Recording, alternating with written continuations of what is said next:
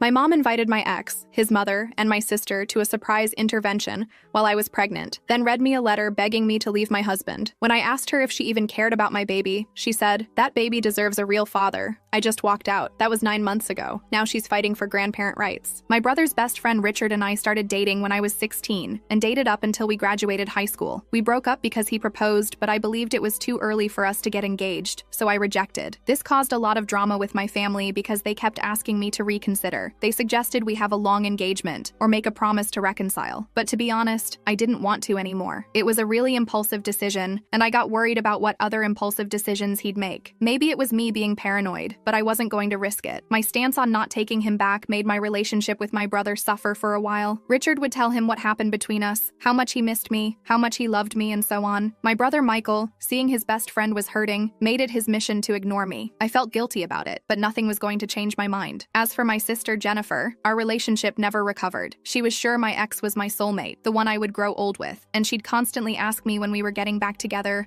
or if I still loved him. I shut her down every time, but she became increasingly unbearable when she started dating my ex's brother. The potential of my ex becoming my BL in the future solidified my decision on never getting back with him. My sister didn't see my point of view though, because she had always wanted the both of us to marry brothers and be best friends. So she instead went further in trying to get us together. She invited him everywhere, even to some family holidays. I was uncomfortable but never said anything since he was my brother's friend first. That is, until my sister actually started trying to get us back together. She did everything from trying to trick us to go on a date to making us share a room during holidays. After a while, I had enough and asked my parents to intervene. At this point, they had let up on controlling my dating life, so they were clear with my siblings that I wanted them to stop inviting my ex to things or allowing him to tag along so much. My sister didn't let up though, and I decided to do a semester abroad just to get away from her. This was actually how I met my husband David. He was from another university but the same country, and we met on a blind date. We instantly clicked and it was magical for me. I had never felt this way with anyone else. We got engaged after dating for a year, and I was so happy to share the news with my family. They congratulated me, except my sister. She asked me when I was going to dump my fiancé and get back with my ex. When I told her never, she started insisting that I was in the honeymoon phase and would grow out of it. She said my ex would be waiting for me when I did. I clearly didn't, and after countless and nearly never-ending fights and attempts to reunite me with my ex, I simply let her know if she pulled anything again, I would stop talking to her. I had hoped she'd take that warning seriously. After all, I was dead serious. But instead, she started a long con. She got engaged, made me her maid of honor, and requested I spend all my time with the bridal party, also known as my ex. But she doesn't stop there. She sets up one of her friends as my husband's date, with none of our knowledge or consent. We didn't even realize until we were at the reception, and the girl tried flirting with my husband and telling him her room number at the hotel we were all staying at. My sister, of course, tried to justify it, saying that since we weren't married yet, it was okay to explore things with other people. I grabbed my husband out of there and left without saying anything to her. The next day, I spoke with my parents and brother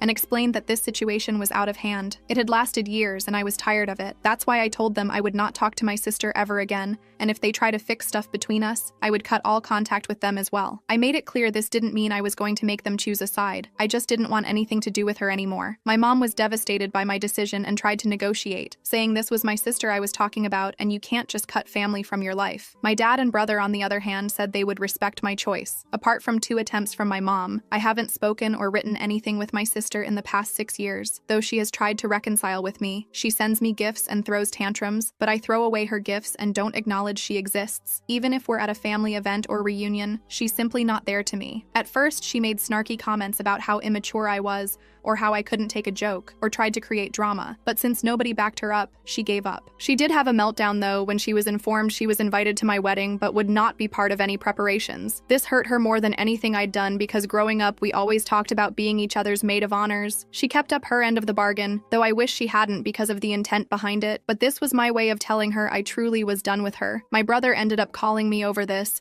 saying he feels guilty that our family is being torn apart and that he went along with it for so long. He even brought up that his relationship with my ex suffered a lot since they aren't as close anymore. That did make me feel a little guilty, but not enough to forgive and forget. I did apologize to him, but didn't do much else. When my family saw that I once again was standing my ground with something they didn't approve of, they took matters into their own hands. It was my mom's birthday a couple weeks ago, and I had gotten pregnant but waited to tell everyone because I was scared I was going to lose the baby. By the time I thought I was in the clear, I was already showing, though it wasn't the biggest belly. My mom instantly noticed though. She always had a gut feeling about these things. I took her aside and told her that yes, I was pregnant, and she asked me to announce it to everyone. She said it was her birthday wish because she loved being a grandma and the more grandbabies the better. So I announced it. Everybody was very happy except my sister. I actually regretted announcing it because my sister had this sour face the entire time, and my mom noticed that too. So she asked me for tea. My sixth sense told me not to go because I already knew it would relate to my sister and her reaction, but I wanted to be positive. I thought there was nothing my mom would do to jeopardize meeting her grandbaby. But when I got there, the first thing I saw was my sister's car. Then as I entered the door, my sister, her husband, my ex, his mom, and my mom were all sitting at a table together. I don't know why I didn't walk out the second I saw them. Instead, I sat down, and they said they wanted to have an intervention for me since my childish tactic had gone on for so long. My ex said that he was just trying to be romantic. He called it getting the one that got away, but said he understood if I didn't appreciate it. His mom then jumped in, saying I was just hurting my sister for wanting the best for me. I was trying not to blow a casket as I sent text messages to my dad, brother, and husband, and then looked at my mom in disbelief. My brother-in-law had the balls to tell me I was a hurtful person, and I needed to learn how to act like an adult since I was having a baby. That was honestly rich coming from him since my sister has been nothing but childish throughout this whole thing. Then, my mom read a letter about how hurt she was that her daughters weren't close anymore, that blood is thicker than water, saying that my sister was wrong, but she was well-intended. When she was done, my sister read her own letter and began crying, telling me basically another version of what my mom had said. I just rolled my eyes and kept quiet. Eventually, my brother arrived, and he was angry beyond anything I had ever seen. He grabbed my stuff and told them all that he was really disappointed and disgusted with their behavior. He told my sister to stop beating a dead horse and told his best friend that he was better than this. We went outside and sat in his car until my dad and husband arrived. By then, I was just sobbing, and he kept saying sorry. My brother helped me a lot in calming me down, and I felt so safe knowing he was on my side. He had even shown this to me countless times. He made a very big effort to make my husband feel welcome, even if that meant his friendship with my ex deteriorated since he felt betrayed by my brother. But it didn't matter, because nowadays my husband is one of my brother's closest friends, and he only speaks with my ex when it is about my sister's son, or to not be rude. Afterwards, I sent an email to everybody except my mom saying that I don't wish to be contacted by any of them ever again, and if they do, I would go to the police. I also attacked my lawyer's number information. Thankfully, nobody contacted me, but I knew from my dad that my mom and sister are hysterical. They told him they hoped to repair things and said my sister just wanted to be a godmother. My dad couldn't take it anymore and stayed with my brother for the moment. Both of them supported me, but others in the family didn't. They've seen the drama firsthand at family events and agreed that it became too much, and I should have just let it go. Our mutual friends also contacted me saying they're worried for me because my sister spun the narrative that my husband was keeping me away from my family. I hated having my business being spread around like hot gossip, but the second my husband was portrayed as abusive, I knew I had to put a stop to the rumor mill. So I went to Facebook and posted a long explanation about everything that happened. When everyone saw the truth, my sister, brother-in-law, and my ex were dragged through the mud. It 100% wasn't my intention, but I believed they deserved it. Soon after, my mom became inconsolable, which did make me feel bad, but not as bad as she made me feel with her little intervention. She contacted me days later, and I agreed to have a talk, but I laid out some rules for any possible future interaction, including therapy, family therapy, clear boundaries, no sharing information about me with my sister, and separate holidays. Most importantly, if she ever pulled anything like that again, she would for sure have no contact with me and would never get to see her grandbaby grow up. She felt that it was too much, but I told her this is a process, and she needed to prove that she improved. My husband supported everything I decided to do, but the more I thought about it, the more unsure I became about giving my mom a second chance. The uncertainty came because of the intervention. My ex and I broke up when I was 18, and we're both 37 now. Since our breakup, he's been with people and also has 2 kids with an ex, though he never married. My sister insisted that this was a very romantic thing to do, since he has only ever wanted to marry me. I knew that wasn't true because his obsessive behavior is not only with me. I knew from the grapevine that he was very similar to the mother of his children, but he started refocusing his attention on me because my sister was encouraging it since she needed his help on getting back in my good graces since she could be a good aunt. Knowing all of this, my mom still decided to have her intervention. Not to mention she'd always been so nice to my husband, but it got me thinking that it was all a facade because of how quick she was to jump on my sister's bandwagon. What also made me uncertain about giving my mom a second chance was that both my brother's wife and husband's sisters are enraged about the situation. My brother and his wife permanently went no contact with my mom and would not allow her to see her nephews for a bit. The more I thought about it, the more I realized I had to go no contact with my mom for the sake of my kid. I told my husband all of this, and he was heartbroken thinking that all their interactions were faked, but said he was even more enraged that she made me cry and doubt I was a good person. person. We also decided to pursue a restraining order against my sister and ex. I needed to protect myself and my baby from toxic people, even if those people were family. I drafted an email to my mom explaining my decision to go no contact. I told her I was deeply hurt by her actions, that I felt betrayed and manipulated, and that I needed space to focus on my health and my baby. I said I'd reconsider after the birth if she sought therapy and showed real change, but for now, I needed her to respect my boundaries and not contact me. I sent it to my dad first to review. He called me right after reading it. "I think you're making the right choice," he said. "Your mom, I don't know what's happened to her. She's always favored your sister, but this is beyond playing favorites." He said he was staying with my brother, but was looking for his own place. He said he couldn't be with someone that terrorized his kid. That hit me hard. My parents had been married for almost 40 years. The thought of them separating because of this mess made me feel guilty,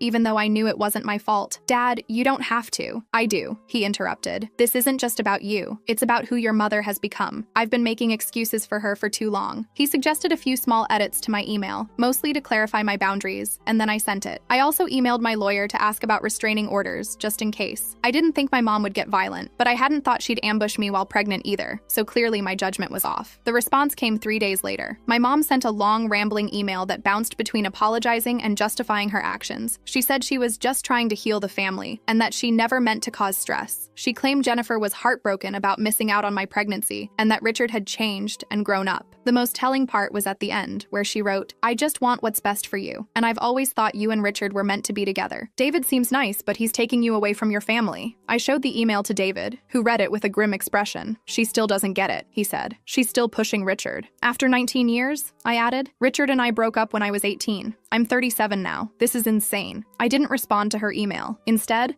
I forwarded it to my lawyer, who advised me to document everything but not engage. She said we had grounds for harassment if things escalated, especially given my pregnancy. A week passed with no further contact. I started to relax a little, focusing on work and preparing the nursery. We painted it a soft green and assembled the crib together, laughing at the confusing instructions. For a few days, it felt like we could move past all the drama and just enjoy this special time. Then my sister-in-law Barbara called and she was pissed. "Your mom showed up at our house," she said. "She was demanding to see the boys, saying she had grandparent rights and we couldn't keep them from her. Michael wasn't home, so I had to deal with her alone. She wouldn't leave until I threatened to call the police." My stomach dropped. "I'm so sorry, Barbara. Are you and the boys okay?" "We're fine, just shaken up. The boys were at school, thankfully. But Dakota, she was saying some really weird stuff about you and the baby, about how she needs to save her grandchild from being raised wrong. I think she's losing it." That night, David and I installed a security system with cameras. We also changed our locks, just in case my mom had somehow gotten a key. I felt like I was overreacting, but David insisted it was better to be safe. "We're not taking chances with you or the baby," he said firmly. 2 days later, I got a call from a number I didn't recognize. Against my better judgment, I answered it. "Dakota, it's Richard." I nearly hung up, but curiosity got the better of me. "What do you want?" "I wanted to apologize for the other day. Your mom and Jennifer set that whole thing up. I shouldn't have gone along with it." I rolled my eyes even though he couldn't see me. "Yet you did, just like you've gone along with Jennifer's schemes for years." I know. It's just, I've never gotten over you, Dakota. When you rejected my proposal, Richard, I was 18. We were kids. But I knew what I wanted. I still know. I've dated other women. I even have 2 kids with my ex, but I've never wanted to marry anyone but you. I felt stuck. Richard, I'm married. I'm having a baby with my husband. I'm happy. Why can't you accept that and move on? There was a long pause. Jennifer says you're just settling, that you're not really happy with David. Jennifer doesn't know anything about my marriage or my happiness, I snapped. And neither do you. Don't call me again. I hung up and immediately blocked his number. Then I called my lawyer and told her about the call. She advised me to get a restraining order against Richard as well as Jennifer. "This is stalking behavior," she explained. "He's been fixated on you for nearly 2 decades, encouraged by your sister. The fact that he called you after that intervention shows he's not respecting your boundaries." I agreed to start the paperwork. Meanwhile, David was getting increasingly worried. He suggested we consider moving after the baby was born. "I know it sounds extreme," he said, "but I don't trust these people. Your mom is talking about grandparent rights. Richard is still obsessed with you,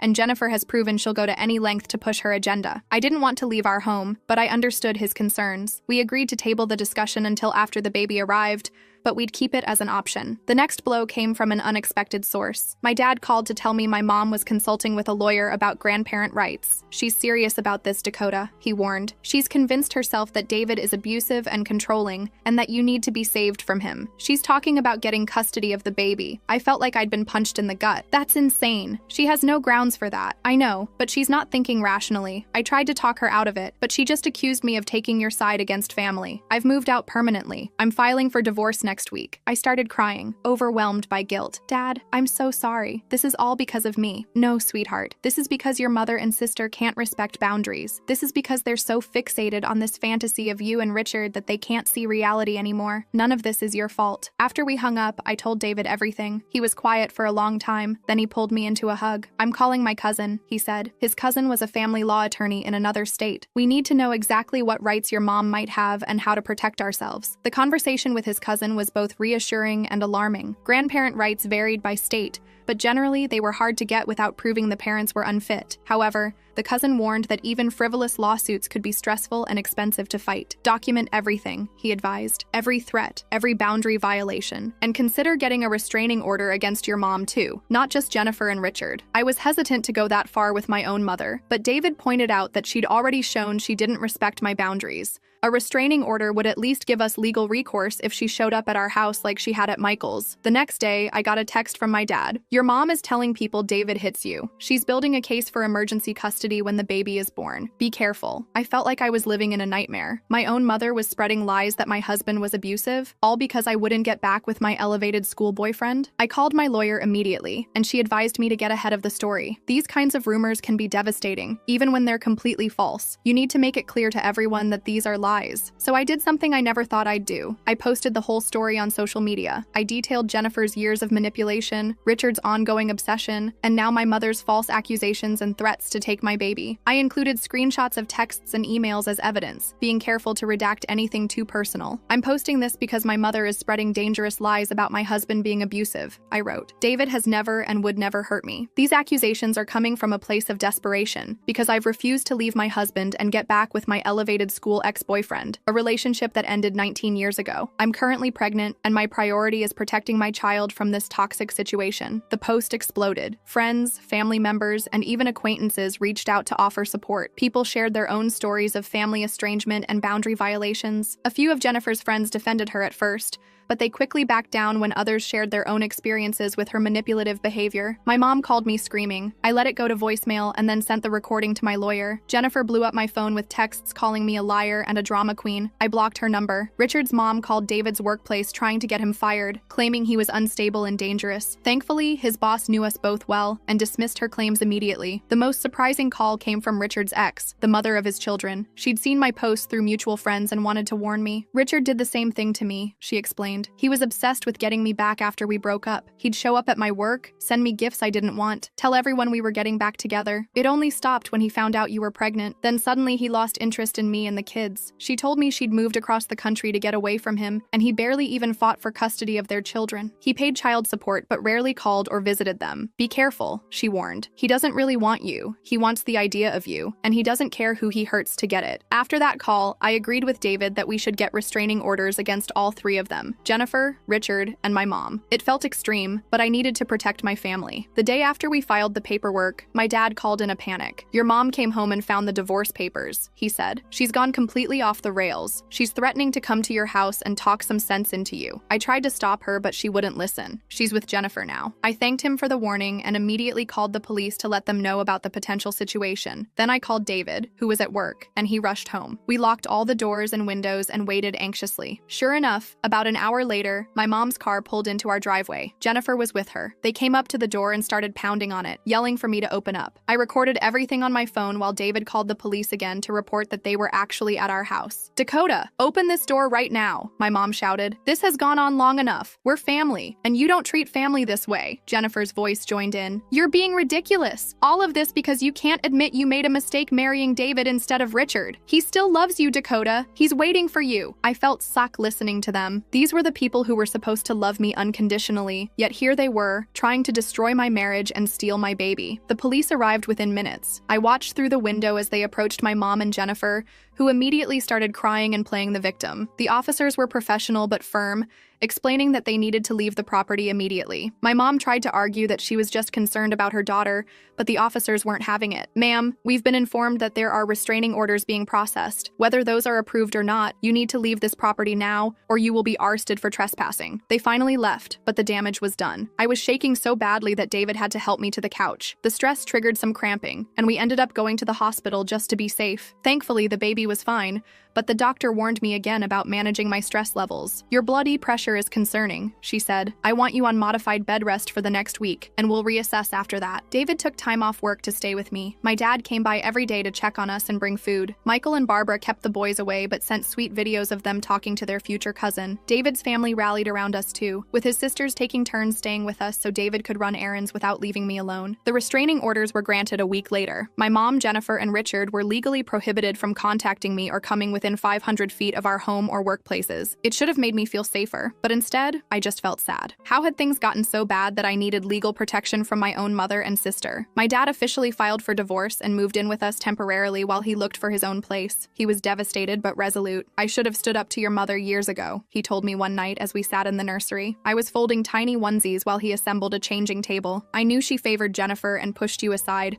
but I told myself that's just how some mothers are with daughters. I was wrong to let it continue." I reached over and squeezed his hand. "It's not your fault, Dad. Mom and Jennifer made their own choices." He nodded, but I could see the guilt in his eyes. "I'm going to be a better grandfather than I was a father. I promise you that." 2 weeks later, I was finally off bed rest and feeling better. David and I were having dinner with my dad when the doorbell rang. David checked the security camera and tensed up. "It's Richard," he said, "alone this time." My dad stood up. "I'll handle this." "No," David said firmly. "He's violating the restraining order. I'm calling the police." While David made the call, my dad and I watched the security feed. Richard was pacing on our porch, occasionally knocking or ringing the bell. He looked agitated, running his hands through his hair and talking to himself. The police arrived quickly and arrested Richard for violating the restraining order. As they were putting him in the cruiser, he started yelling, "Dakota, tell them this is a mistake. Tell them you love me. Your sister said you still love me." I felt a chill run down my spine. This man was delusional, and my sister had been feeding his delusions for years. The next day, my lawyer called to tell me Richard had been released on bail, but was ordered to wear an ankle monitor. If he came near our house again, he'd go straight to jail. It was a relief, but I still didn't feel completely safe. That feeling was justified when I checked our mail later that day and found a letter from Richard. Somehow he'd mailed it before being arrested. I didn't open it, instead giving it directly to my lawyer as evidence of another restraining order violation. She called me after reading it. "Dakota, this letter is concerning. Richard talks about the baby as if it's his. He says he's forgiven you for temporarily being with David and that he's ready to be a father to our child." I felt physically ill. He thinks the baby is his? That's impossible. I haven't been with Richard since I was 18. "I don't think he's claiming actual paternity," my lawyer clarified. "It's more like he's living in a fantasy world where you two are still together or meant to be together. But this level of delusion is dangerous. I'm going to push for a psychiatric evaluation as part of his case." That night, I couldn't sleep. I kept thinking about Richard's letter and what it meant. If he truly believed my baby was somehow his in any way, what might he do? The thought was terrifying. David must have sensed my fear because he pulled me close. "We're going to be okay. The restraining orders are in place, we have security cameras, and your dad is staying with us. No one is going to hurt you or our baby." I nodded against his chest, trying to believe him, but a part of me wondered if we'd ever truly be safe as long as we stayed in this town, with these people who seemed determined to destroy our family. The next blow came from an unexpected direction. My mom filed for emergency grandparent rights, claiming I was mentally unstable and being controlled by an abusive husband. Her evidence was a collection of out-of-context social media posts, statements from Jennifer about how I'd changed, and even old teenage diary entries Jennifer had kept where I'd written about fights with my mom. My lawyer assured me the case had no merit, but we still had to respond. The stress was overwhelming, and at my next prenatal appointment, my blood pressure was dangerously elevated. The doctor was concerned enough to schedule additional monitoring. "This level of stress isn't good for you or the baby," she warned. "Is there any way you can remove yourself from the situation? Perhaps stay with family in another city until after the birth?" I discussed it with David and my dad that night. David's parents lived about 3 hours away and had already offered their guest house if we needed to get away. It seemed like the best option. "I think we should go," David said, "just until after the baby is born. Then we can reassess." My dad agreed. "I'll stay here and keep an eye on the house, and I'll come visit on weekends." So we packed up and temporarily relocated to David's parents' guest house. It was small but comfortable, and being away from the constant threat of confrontation was a huge relief. My blood pressure started to normalize, and I finally felt like I could enjoy my pregnancy. We'd been there about 2 weeks when Michael called with disturbing news. "Someone broke into your house last night," he said. "Dad's fine. He was staying with me because the boys wanted a sleepover with Grandpa, but the place is trashed." My heart raced. Was anything taken? That's the weird part. The only things missing are some of your clothes, photos of you, and stuff from the nursery. Dad called the police, and they're treating it as a targeted break-in, possibly related to the restraining orders. I felt suck. Someone, almost certainly Richard, Jennifer, or my mom, had broken into our home and stolen personal items, including things for the baby. It felt violating and threatening in a way that made my skin crawl. The police investigation confirmed our suspicions. The security cameras had been differently abled, but a neighbor's camera caught Jennifer's husband's car parked down the street during the time of the break-in. When questioned, he claimed he was visiting a friend in the neighborhood, but the friend denied seeing him that night. There wasn't enough evidence to arrest anyone, but the police increased patrols in our neighborhood and advised us to stay away from the house for now. They also suggested we consider moving permanently, given the escalating situation. David and I had already been discussing it. His company had offices in several cities, and he could request a transfer. I worked remotely, so my job wouldn't be affected. The only thing keeping us in town was family, my dad, Michael and his family, and our friends. I think we need to do it, I told David one night as we lay in bed, his hand on my growing belly. Move, I mean. Start fresh somewhere else. He nodded. I've been looking at options. There's an opening in the Denver office that would be perfect. It's far enough away to make it difficult for them to follow us, but still close enough that your dad and Michael could visit easily. The thought of leaving my hometown was bittersweet. I'd grown up here, built a life here, but that life was now tainted by the constant threat from my own family members. My baby deserved better than to be born into that kind of stress and fear. Denver sounds perfect, I said, feeling a weight lift off my shoulders. Let's do it. David kissed me softly. I'll call about the transfer tomorrow. We decided to keep our plans quiet, telling only my dad, Michael, and David's family. The fewer people who knew, the less chance of the information getting back to my mom, Jennifer, or Richard. David's transfer was approved quickly, and we found a house in a quiet suburb of Denver with good schools and parks nearby. We arranged for movers and planned to leave right after my next doctor's appointment, which would put us in Denver about 6 weeks before my due date, plenty of time to settle in before the baby arrived. The night before my appointment, I got a call from an unknown number. Against my better judgment, I answered it. Hello? Dakota? It's Mom. I almost hung up, but decided to hear what she had to say. What do you want? I want to apologize, she said, her voice sounding genuinely remorseful. I've been doing a lot of thinking, and I realize I've been wrong about everything. The way I've treated you, the way I've favored Jennifer, the way I've pushed Richard on you even after you were married. It was all wrong. I was suspicious, but let her continue. I've started seeing a therapist, and she's helping me understand why I behave this way. I'm not asking for forgiveness right now. I know I need to earn that, but I am asking for a chance to make things right, to be a grandmother to your child, to support your marriage to David, to be the mother I should have been all along. Her words sounded good, too good almost. After years of manipulation, it was hard to trust this sudden change of heart. I appreciate you saying that, I said carefully, but I need time, and I need to see real changes, not just hear about them. I understand, she said. Take all the time you need. I just wanted you to know that I'm working on myself, and when you're ready, I'd like to try to rebuild our relationship on your terms. After we hung up, I told David about the call. He was as skeptical as I was. It sounds like she's saying all the right things, he said, but given everything that's happened, I think we need to be cautious. Let's stick to our plan to move and see if her actions match her words over time. I agreed. One phone call, no matter how sincere it seemed,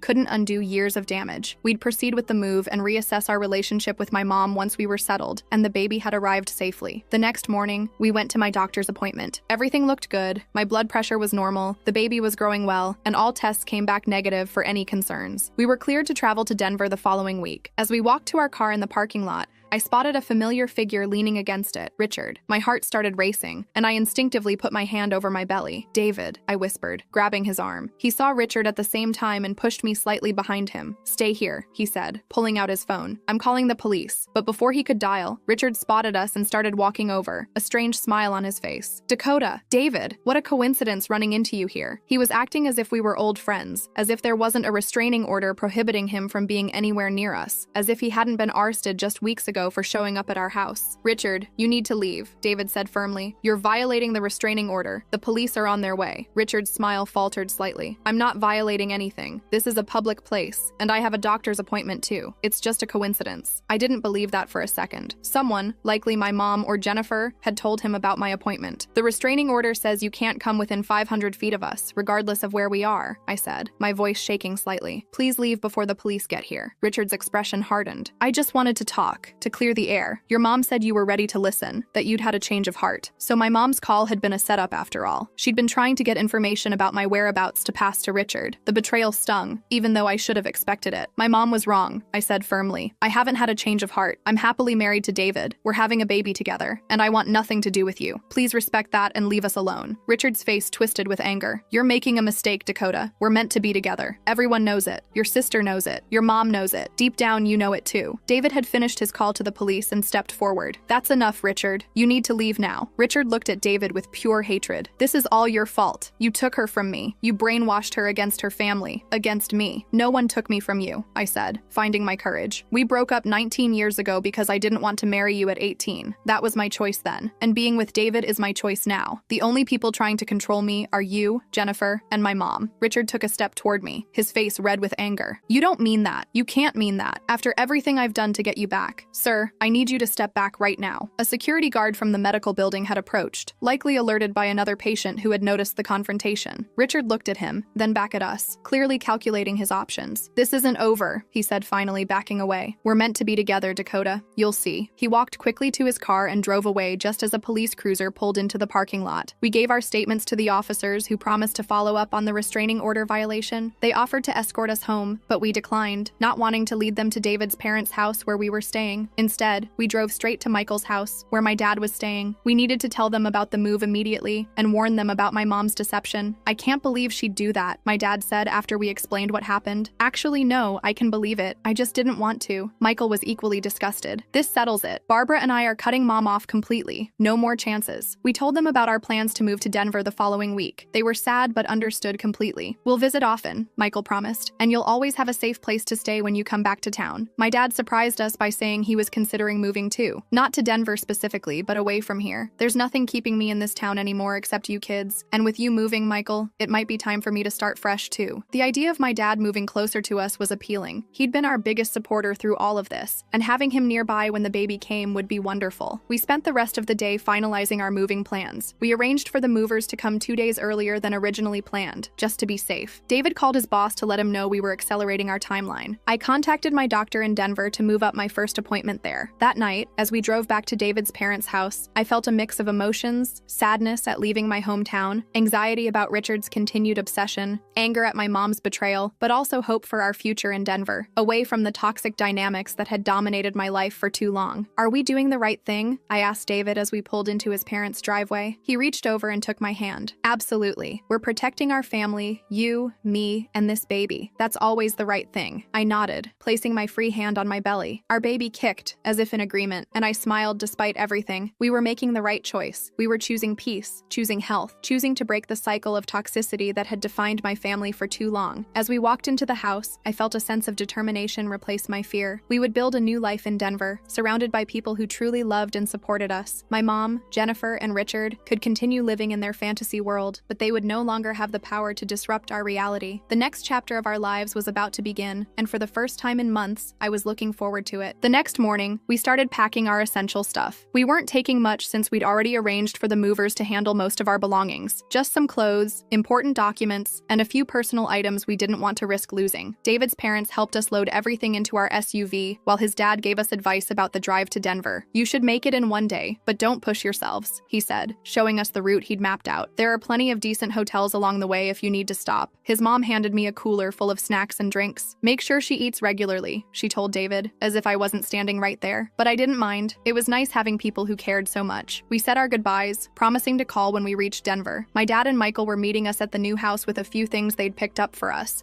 A new security system, some baby stuff, and groceries so we wouldn't have to shop right away. The plan was solid. We'd be in Denver by evening, settled in our new home, far away from all the drama. But of course, things didn't go according to plan. We were about 2 hours into the drive when I noticed a car that seemed to be following us. It was staying a few vehicles back, but every time we changed lanes, it did too. I tried to get a better look, but couldn't see the driver clearly. "David," I said, trying to keep my voice calm, "I think someone's following us." He glanced in the rearview mirror. "The blue sedan? I noticed it a while back. Could be nothing, but let's be sure." He took the next exit, which led to a small town. The blue car followed. David drove through a few random turns, and sure enough, the car stayed with us. My heart started racing. "Call the police," David said, his knuckles white on the steering wheel. I fumbled with my phone, but before I could dial, the blue car suddenly sped up and pulled alongside us. The driver rolled down their window, and I saw Jennifer's face contorted with anger. She was screaming something we couldn't hear. "Don't stop," I said, panic rising in my throat. Just keep driving. David nodded and pressed the gas, but Jennifer swerved her car toward ours, forcing David to brake hard to avoid a collision. I jerked forward against my seatbelt, my hands instinctively going to my belly. Are you okay? David asked, his voice tight with worry. I'm fine, I said, though my heart was pounding. Just get us out of here. He tried to maneuver around Jennifer's car, but she kept blocking us. We were on a quiet street with no other cars around, no witnesses to whatever she was planning. I'm calling 911, I said, dialing with shaking hands. As I was explaining our situation to the dispatcher, Jennifer finally stopped her car and got out. She stormed toward us, and I could see she was crying, mascara running down her face. Lock the doors, David said, but I already had. Jennifer reached our car and started pounding on my window. You can't just leave, she screamed, her voice muffled through the glass. You can't take my sister away from me. The dispatcher was asking me questions, but I could barely focus. Jennifer kept hitting the window, harder and harder, like she was trying to break it. Ma'am, are you in immediate danger? The dispatcher asked. Yes, I said, watching as Jennifer went back to her car. Please hurry. Jennifer returned with something in her hand, a tire iron. My blood ran cold. Drive, I shouted at David. She's going to break the window. David didn't hesitate. He threw the car into reverse, then swerved around Jennifer's vehicle. She ran after us, swinging the tire iron, but we were already pulling away. I watched in the side mirror as she stood in the middle of the road,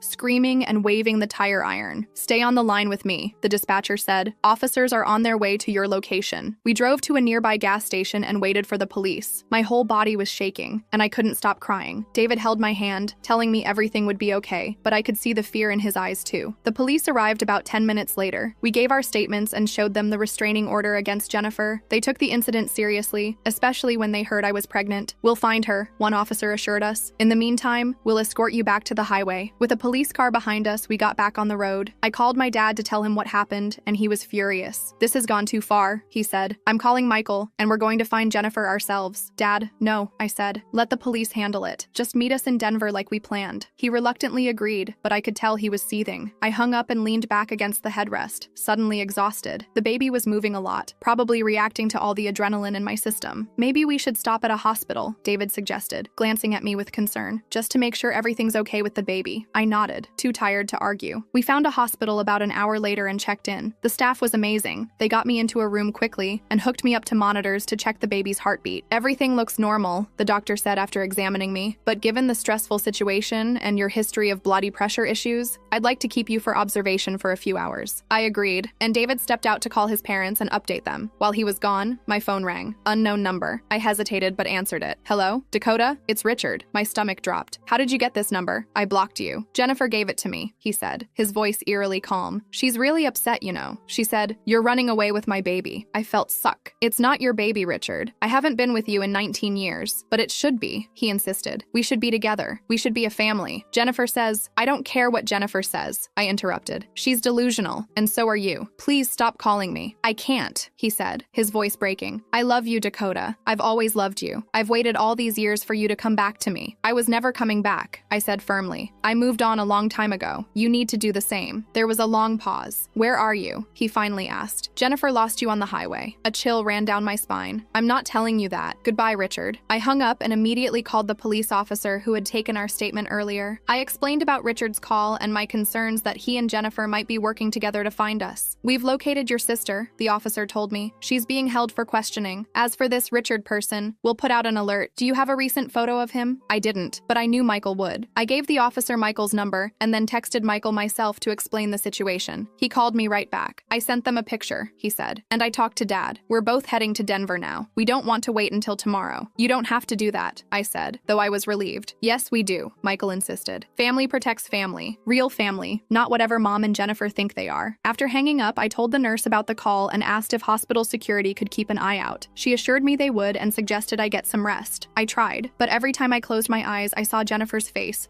contorted with rage, or imagined Richard lurking somewhere nearby. David came back and sat beside me, holding my hand. The doctor says we can leave in a couple of hours if everything stays stable. My parents are going to meet us in Denver too. They're worried. I nodded, too tired to speak. The events of the day had drained me completely. I must have dozed off because the next thing I knew, a nurse was gently shaking me awake. Mrs. Thompson, there's a woman here claiming to be your mother. She's quite insistent about seeing you. My heart started racing again. "Don't let her in, please. We have a restraining order against her." The nurse's eyes widened and she nodded. "I'll alert security right away." David, who had been dozing in the chair beside me, was instantly alert. "My mom's here? How did she find us?" Before I could answer, we heard shouting in the hallway. My mom's voice demanding to see me, a security guard telling her to calm down. Then another voice, Richard's. "That's my wife and baby in there," he was yelling. "You can't keep me away from them." David stood up, positioning himself between me and the door. "I'm calling the police," he said, pulling out his phone. The commotion outside grew louder. I could hear my mom crying now, saying she just wanted to see her daughter, that there had been a terrible misunderstanding. Richard's voice was getting more aggressive, threatening to sue the hospital. Then suddenly, another voice cut through the chaos, my dad's. "What the hell do you think you're doing?" he shouted. "Get away from my daughter's room." There was a scuffle, some shouting, and then silence.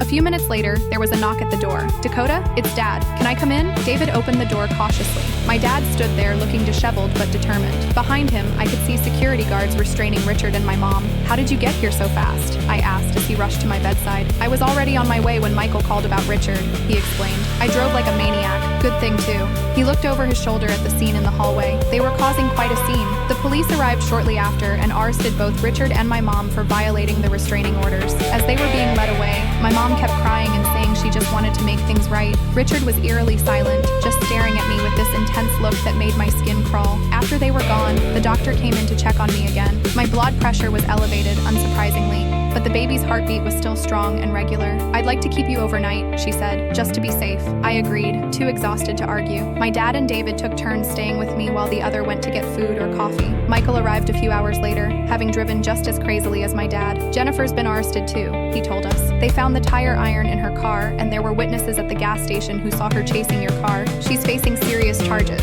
I should have felt relieved, but mostly I just felt sad. How had it come to this? My own mother and sister arrested for stalking and threatening me. My elevated school ex still obsessed with me nearly 2 decades later. "I keep thinking I could have done something differently," I admitted to Michael when we were alone. "Maybe if I'd been firmer with Jennifer from the beginning, or if I'd tried harder with Mom." "Stop," Michael said firmly. "This isn't on you. They made their choices, repeatedly, for years. You set boundaries, and they trampled all over them. This is the consequence of their actions, not yours." I nodded, but the guilt lingered. These were people I'd once loved, people who were supposed to love me. How had everything gone so wrong? The next morning, the doctor cleared me to leave. My blood pressure had stabilized, and the baby was doing fine. We decided to continue to Denver, but this time with an escort. My dad and Michael would drive behind us the whole way. The drive was uneventful, thankfully. We reached Denver by late afternoon and pulled up to our new house. It was a pretty two-story in a quiet neighborhood, with a fenced backyard and a front porch. David's parents were already there, having arrived a few hours earlier. They'd picked up the keys from the realtor and were waiting for us with dinner ready. "Welcome home," David's mom said, hugging me carefully. "We've got the security system all set up, and Michael's wife sent some things for the nursery." I felt tears welling up, happy ones this time. After everything we'd been through, we were finally here, in our new home, surrounded by people who truly cared about us. The next few weeks were busy but peaceful. We settled into the house, set up the nursery, and I found a new doctor who was amazing. David started his new job and loved it. My dad decided to move to Denver too and found an apartment about 20 minutes from our house. Michael and his family visited on weekends when they could. We got updates from our lawyer about the legal situations with my mom, Jennifer, and Richard. All three were facing charges for violating the restraining orders. Richard was also charged with stalking and making threats. Jennifer had additional charges for the incident with the tire iron. My mom was in therapy, apparently genuinely this time, and had written me a letter of apology that my lawyer forwarded to me. I read it but didn't respond. Maybe someday I'd be ready to have a relationship with her again, but not now. Not while I was still healing from everything that had happened. The baby came 2 weeks early, a healthy little girl we named Lily. The delivery was smooth, and holding her for the first time was the most incredible feeling. David cried, my dad cried, I cried, everyone was a mess. "She's perfect," David whispered, touching her tiny hand with his finger. "Absolutely perfect." My dad was smitten from the moment he held her. "I'm going to spoil this little one rotten," he declared. "It's a grandfather's privilege." Michael and his family came to visit as soon as we were home from the hospital. His boys were fascinated by their tiny cousin and very serious about their role as her protectors. "We won't let anyone hurt her," the older one promised solemnly. "Not ever." Life settled into a new normal. Sleepless nights, diaper changes, the constant amazement at this tiny person we'd created. David took paternity leave and was the most hands-on dad imaginable. My dad came over almost daily, bringing food or just to hold Lily while I napped. About a month after Lily was born, I got a call from my lawyer. Jennifer had been sentenced to probation and mandatory therapy. She was also required to stay at least 1,000 feet away from me and my family. Richard had been sentenced to 6 months in jail, followed by probation and a permanent restraining order. My mom had gotten probation and was continuing with therapy. Your mom asked me to tell you she respects your decision not to be in contact, my lawyer said. She wants you to know she's working on herself and hopes someday you might be open to reconciliation, but she understands if that never happens. I thanked her for the update and hung up, feeling a strange mix of emotions. Part of me was glad they were facing consequences for their actions. Another part was sad that it had come to this, but mostly I felt relieved that they couldn't hurt us anymore. That night, as David and I sat on the porch watching the sunset, Lily sleeping peacefully in my arms, I felt truly at peace for the first time in years. Do you ever regret it? David asked quietly. Cutting them off? I thought about it for a moment. I regret that it was necessary, I finally said. I regret that they couldn't respect my choices or my boundaries. But no, I don't regret protecting our family. I don't regret choosing us. He nodded, understanding. I'm proud of you, you know. Standing up to them couldn't have been easy. It wasn't, I admitted. But having you and my dad and Michael behind me made it possible. I couldn't have done it alone. We sat in comfortable silence for a while, just enjoying the moment. Our life wasn't perfect. No life is, but it was ours. Built on mutual respect and genuine love. No manipulation, no obsession, no toxic dynamics masquerading as family loyalty. As the stars began to appear in the darkening sky, I made a silent promise to Lily. I would always protect her, not just from external threats, but from toxic relationships. I would teach her that love doesn't demand or manipulate, that family is defined by actions, not blood, that she has the right to set boundaries and have them respected. Most importantly, I would show her through example that sometimes the bravest thing you can do is walk away from people who hurt you, even when those people are family, because everyone deserves to be surrounded by people who truly love them, not people who only love the idea of them or what they can provide. 6 months later, we were fully settled into our new life. Lily was growing fast, already trying to crawl and babbling constantly. David had been promoted at work, and I had started freelancing again part-time. My dad had met a nice woman in his building and was cautiously dating for the first time since leaving my mom. Michael and his family visited regularly, and his boys adored their cousin. David's parents were equally doting grandparents, always ready with advice or babysitting offers. We had made friends in the neighborhood, joined a parent and baby group, and generally built a life that felt secure and happy. I still thought about my mom and Jennifer sometimes, wondering how they were doing. Michael kept minimal contact with them and would occasionally update me if there was something important I should know. Jennifer was still with Richard's brother, apparently trying to make their marriage work despite everything. My mom had moved to a smaller place and was focusing on her therapy. Richard had been released from jail and, according to Michael, had finally started to move on. He'd moved to another state and was supposedly dating someone new. I hoped for everyone's sake that was true. As for me, I had no regrets. The path that led us here had been painful, but the destination was worth it. We were safe, we were happy, and we were surrounded by people who respected and supported us. That was all I had ever wanted, and now I had it.